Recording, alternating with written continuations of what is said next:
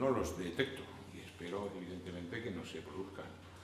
A mí no se me ve cara de muy preocupado, me parece, con estas cuestiones, pero me parece que está cumpliendo bastante detalladamente la hoja de ruta, ahora que se lleva mucho esa expresión, la hoja de ruta que me planteé en el mes de agosto, y hasta ahora no se ha movido esa hoja de ruta ni un milímetro hacia ningún lado, no detecto que haya un problema por ahí.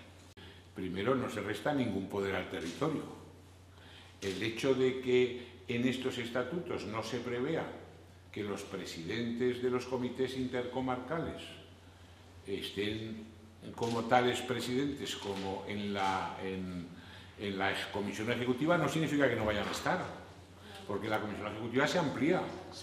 La comisión ejecutiva se amplía hasta 31 miembros y es evidente que las personas que representan al territorio pues estarán en la ejecutiva, pero en la ejecutiva elegida por un congreso.